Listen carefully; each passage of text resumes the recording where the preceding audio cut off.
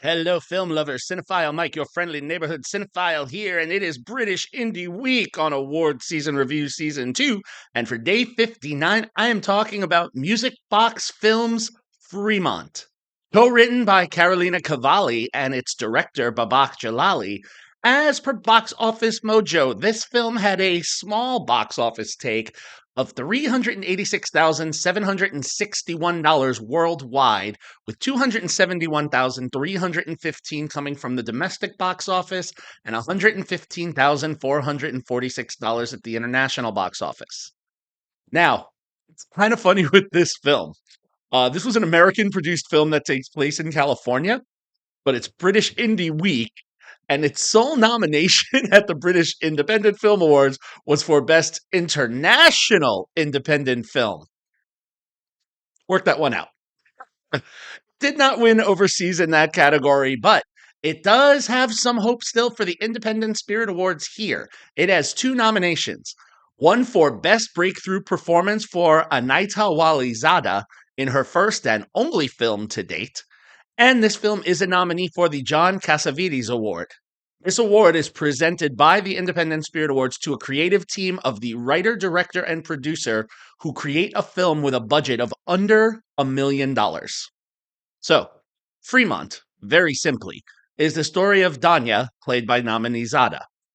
Now, Danya is an Afghan refugee who previously worked for the U.S. Army as a translator during the war in Afghanistan.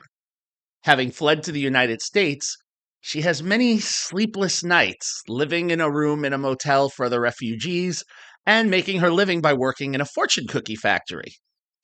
Now, dealing with the struggles of awaiting an appointment with a therapist, so hopefully she can get some sleeping pills. Her world revolves around the few neighbors in the motel, all fellow Afghan refugees, and a couple of coworkers. One is Fawn, who writes the fortunes that go inside the cookies, and the other is her perennial dating coworker, Joanna. Now, as her life goes on day by routine by repetitive day, sadly, Fawn dies, and her bosses promote Danya to writing the fortunes for the cookies. One day, feeling emboldened, Anya actually creates a message with her name and phone number and seals it inside one of the cookies, and it is then sent off in a delivery. Now, what will follow is a story of Danya going through her day to day, finally getting an appointment with the therapist who lives by the laws of Jack London's White Fang, and her cookie writing until one day she receives a text. What could this be? A chance for new love?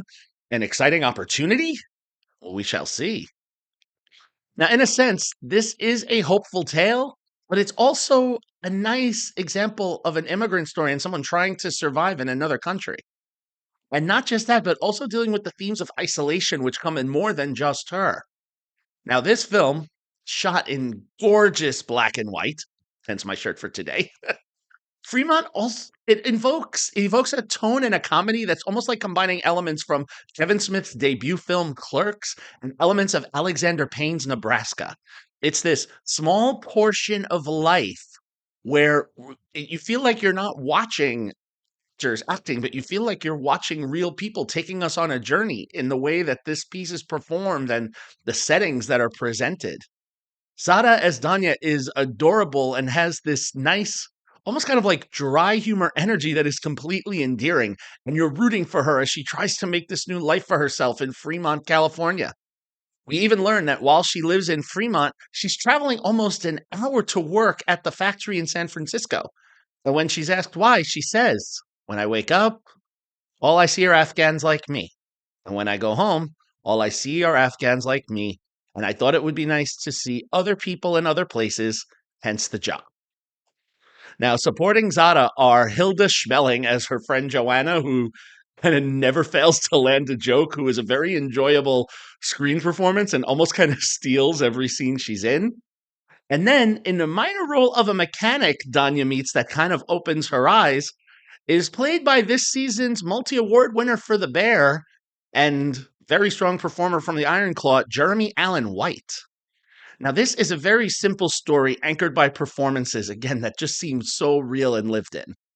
Things are kept simple and aided by the simplicity of the black and white. It just kind of helps present those themes of isolation and acceptance. And what I really, really appreciate about this film is that the themes are so prevalent, but they're not beating you over the head with them. They're clear in day in not just the lead, but in the supporting players. And it's a nice slice of life that I found very refreshing to see. So it's been a while, but for me, Fremont is a 5-star film. If I had seen this film last year, it would have made my top 10 for the year. I appreciate these charming message filled films that serve as a nice escape. Zada and Schmeling, who is also a relative newcomer, these two make me excited to see what they'll do next. Now, if you would like to watch Fremont, it is available on demand or it is streaming exclusively on Mubi. Mubi. Mubi.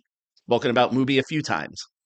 So there it is, the first 5-star film in almost 2 weeks. I hope you check out Fremont. It will just make you feel good. Now, as always, if you like what you heard here, you can click the button, subscribe to the channel. Please continue spreading the word. You can follow me on all forms of social media and on Letterboxd. I will see everyone tomorrow as we continue with British Indie Week. Until then, this is Cinephile Mike saying take a break and watch something new.